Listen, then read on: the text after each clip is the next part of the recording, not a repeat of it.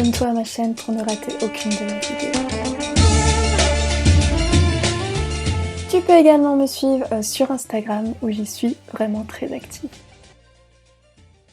Bonjour à tous, on se retrouve aujourd'hui pour une recette hyper gourmande, c'est la recette des verrines aux Twix.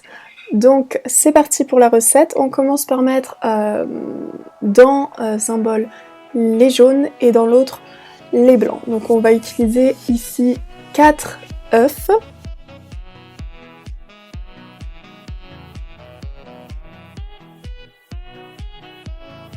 On va ajouter au jaune 120 g de chocolat noir fondu.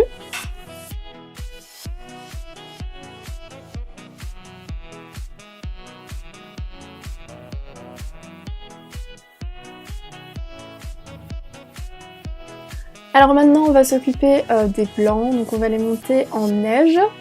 Pour ça on va ajouter 15 g de sucre en poudre, histoire que le blanc soit bien compact. Ensuite à ce mélange on va ajouter le mélange qu'on a préparé précédemment, donc le jaune et le chocolat fondu. Et on va mélanger tout doucement, on va pas, surtout pas le mélanger avec un fouet mais bien une maryse. Et il faut obtenir une mousse assez lisse, donc ce sera notre mousse au chocolat.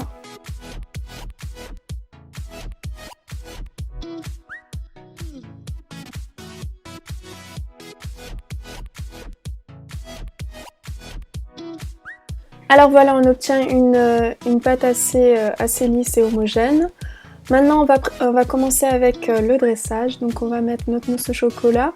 Après pour la quantité c'est comme vous voulez. Donc on va bien tapoter histoire que la mousse au chocolat soit bien droite, qu'il n'y ait pas de bosse.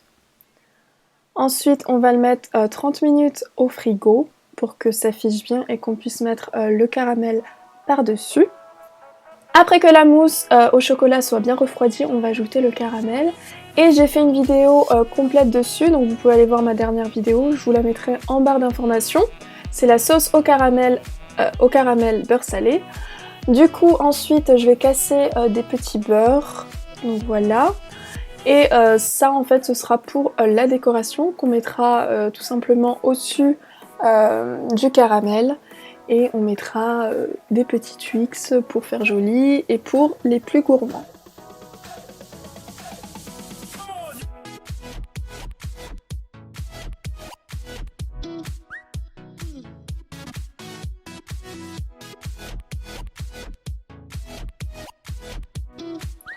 Et voilà le résultat, j'espère que la vidéo vous a plu. Surtout n'hésitez pas à essayer cette recette, c'est vraiment une tuerie. Donc de la mousse au chocolat, du caramel, des petits beurres, c'est vraiment le Twix parfait.